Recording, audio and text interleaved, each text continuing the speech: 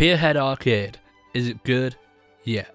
In Pierhead Arcade, you're in your own little arcade centre with lots of different games and machines to play. Some good and a few bad. There's bowling, a version of whack-a-mole, basketball hoops, shooting galleries, and much more. They're not all great. Like the basketball, the balls feel so big, and in order to get them in the hoops you had to throw them like you were bowling a cricket ball. They just felt really awkward and unnatural. I did love the shooting galleries. There's two, where you have a certain amount of time to shoot certain targets and you get a score at the end. I would have loved to have played more of these sorts of machines, and I'd happily play a game with just shooting galleries. They were really fun. All the machines that have scores let you see the leaderboards. These consist of a local leaderboard to challenge your friends in person, if you have any, and online leaderboards.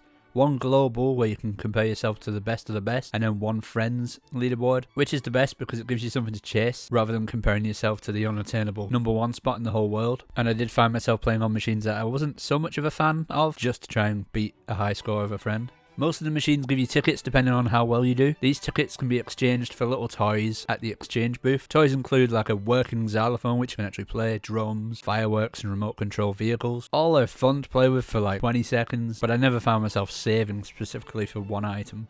There's bowling, which I could see is quite a marquee game, which is quite fun, and it actually does use the natural throwing of throwing a bowling ball, which is good, but I could never see myself getting a turkey. And there's grabbing machines with like plushy toys and balls that you can get out of the machine, and then they go onto shelves which you can go visit and play with, so you get teddies and characters like the whack-a-mole character. The sound is very nice. It sounds like an arcade, and all the machines have different sound effects and sound great. And the graphics are very nice. They're clear, doesn't suffer from the usual VR blurriness. But a VR curse that it does suffer from is the controls. I never could get used to the pointing my compass in the direction that I wanted to look. It made it difficult to make small adjustments on the machine, and I would have much rather had like a turning button.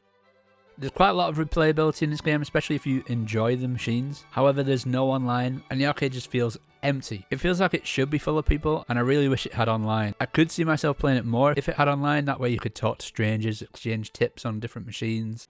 Also in the arcade there's space for other people, like the shooting galleries. There's multiple weapons and spots for them to stand, and I don't really see the point in having these multiple spaces for other people if you're just going to play the game by yourself, because there's no online. That was Pierhead Arcade, and I give it a 6 out of 10.